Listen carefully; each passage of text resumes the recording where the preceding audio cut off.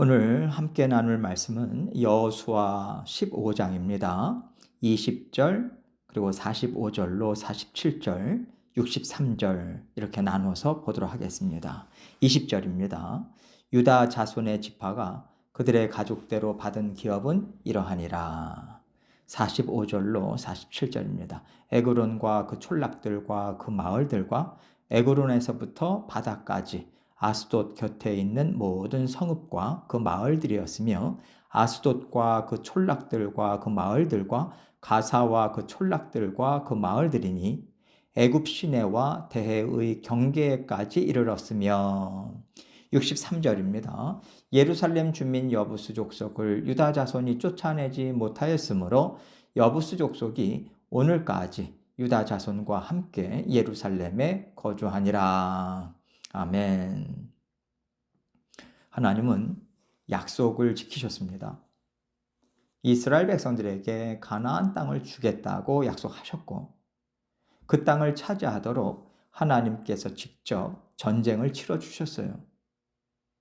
그러나 이스라엘 백성들이 아직 차지하지 못한 땅들이 있었죠. 그곳에 살고 있는 족속들을 몰아내지 않거나 몰아내지 못하고 있는 땅들이 있었다라고 하는 것을 오늘 말씀은 들려주고 있습니다. 갈렙은 85세가 되었지만 정탐꾼이었던 그때나 지금이나 달라진 것이 없다. 그러면서 하나님이 나에게 약속해 주신 땅을 저는 차지할 수 있습니다. 이 믿음을 하나님은 참 기뻐하셨어요.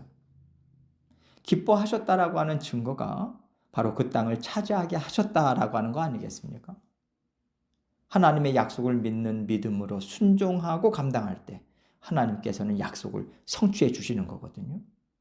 그렇다면 오늘 말씀에 차지하지 못한 땅이 있었다라고 말하는 것은 무엇을 알려주고 있는 걸까요?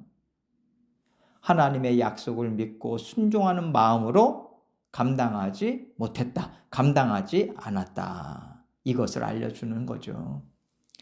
하나님께서 진멸하라고 하신 말씀을 제대로 순종하지 못했을 때 아간의 죄로 인해서 아이성에서 패배하고 두려움에 떨었던 역사를 그들은 다 잊어버렸다는 겁니다.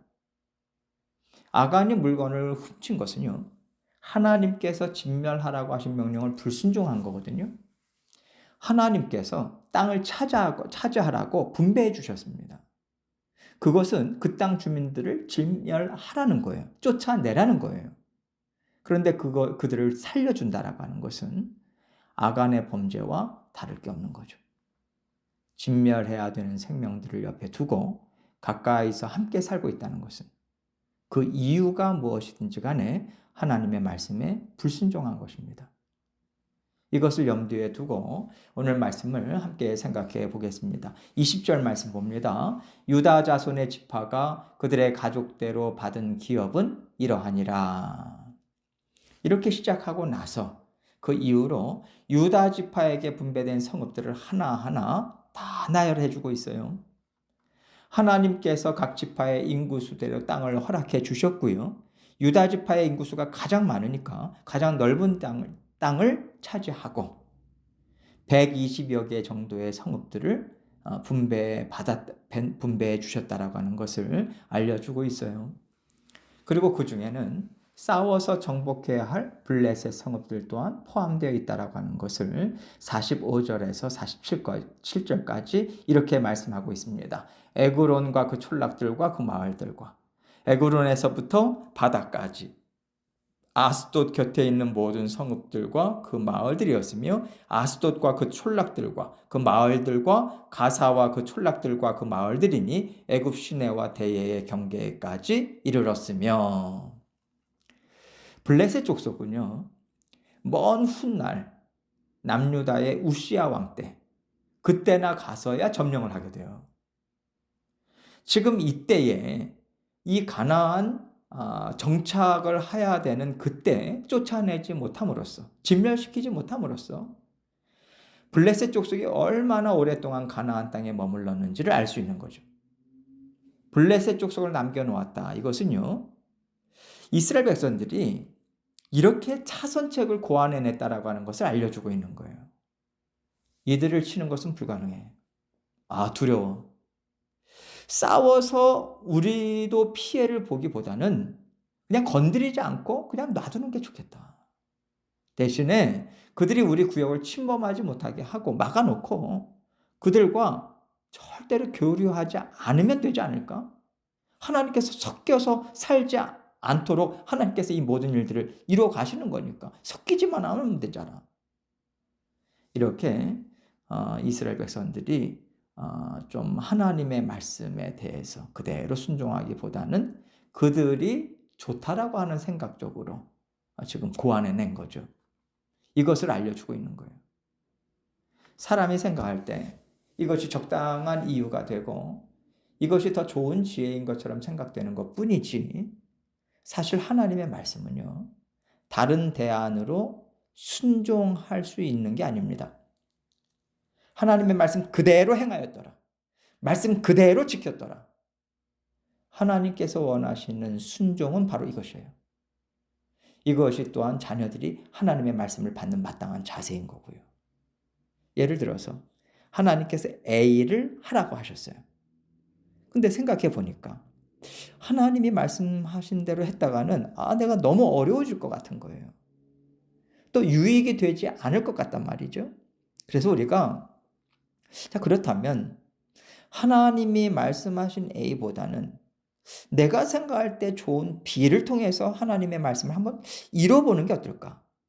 그러면서 그것을 B를 선택해서 한다면 그것은 내가 편리한 대로 하나님의 명령을 바꿔놓는 거죠. 하나님께서는 블레셋 족속 또한 진멸하라고 하셨습니다. 그런데 이스라엘 백성들은 우리 영역으로 넘어가지 않도록 잘 맞고 절대로 교류하지 않을게요. 그러면 우리가 영향도 안 받고 전쟁으로 군사들이나 가족들도 잃지 않고 평화롭게 살 수 있으니까 이게 좋지 않겠습니까? 하나님 명령에 대한 차선책을 도입해서 합리화를 시킨 거죠. 우리가 볼 때는요, 명백한 불순종입니다. 그런데 이스라엘 백성들은 그것을 불순종으로 보려고 하지 않았다는 거죠. 섞이지 말라는 하나님의 말씀을 이루는 거 아닌가? 우리는 순종하는 거지. 라고 합리화를 시키면서 그들은 블레셋 사람들과 그 땅에서 함께 살기를 선택했다는 거예요. 우리는 이것을 보면서 이건 명백히 잘못된 거야. 라고 생각합니다. 또 나중에 이스라엘 백성들이 블레셋 때문에 정말 많은 어려움을 오랫동안 당하게 되는지를 우리는 잘 알고 있으니까 그때 그들이 블레셋을 완전히 몰아냈어야 했어 라고 이스라엘 백성들의 잘못을 지적할 수 있겠죠. 그러나 이런 일이 내 삶 가운데 일어났다면요. 그리고 훗날 이 일이 어떻게 나에게 영향을 미치는지 알지 못하고 살아가는 입장에서 과연 우리가 이렇게 판단의 말을 쉽게 할 수 있을까요? 우리도 살다 보면요. 말씀 그대로 지키는 건 너무 어려워. 그대로 지키게 되면 나에게 손해가 있을 것 같아. 하나님의 뜻을 이루어갈 수 있는 다른 좋은 방법이 없을까? 그러면서 돌아서 가는 길을 선택하곤 하잖아요. 우리가 생각할 땐 이렇게 돌아가서도 하나님의 말씀을 이룰 수 있다고 생각하지만 하나님의 말씀은요. 우리 마음대로 이쪽으로 돌고 저쪽으로 돌고 지름길을 선택해서 이룰 수 있는 게 아닙니다. 하나님께서는 이것을 이스라엘 역사를 통해서 줄기차게 보여주고 계세요. 다른 대안은 없습니다.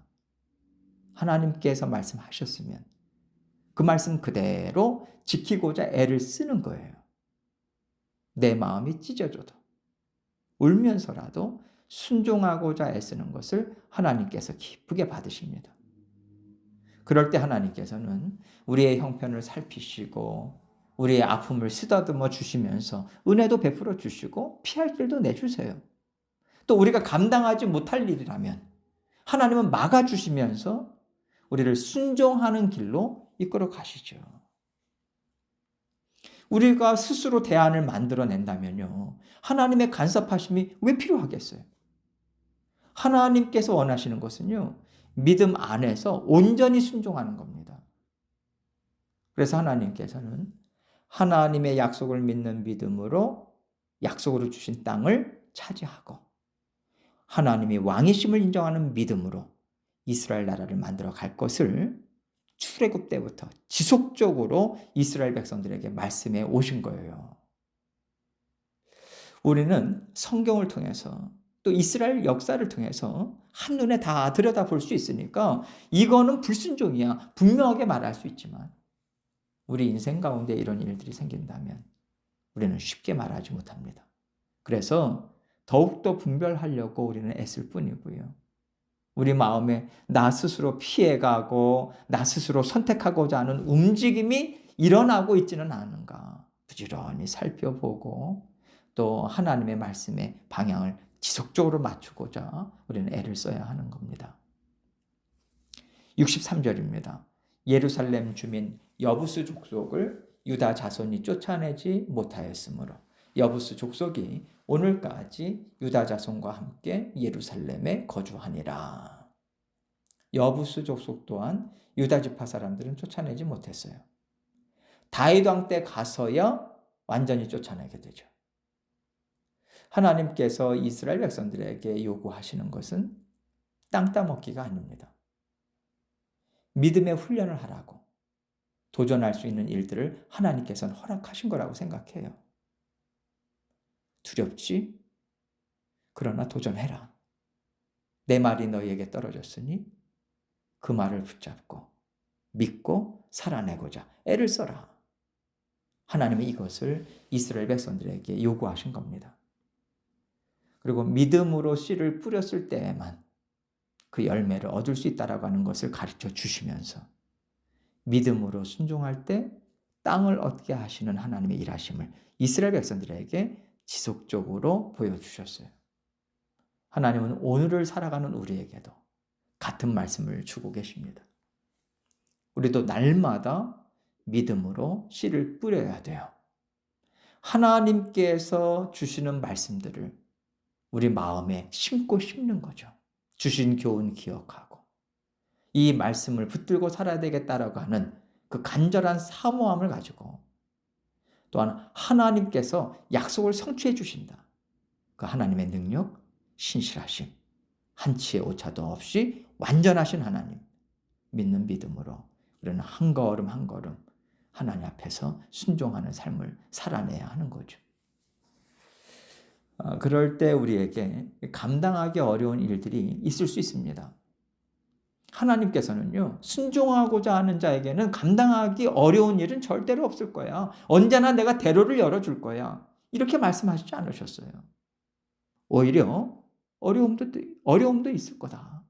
아픔 있을 거야. 그러나 나는 너가 감당할 수 있도록 피할 길도 내주고 아픔과 슬픔 싸매 줄 거야. 위로해 줄 거야. 반드시 약속이 이루어지는 길로 나는 너를 인도해 줄 것이다. 이렇게 하나님은 말씀해 주셨어요. 어려움이 예상되고 두려운 마음이 들더라도 말씀하신 그대로 행하였더라.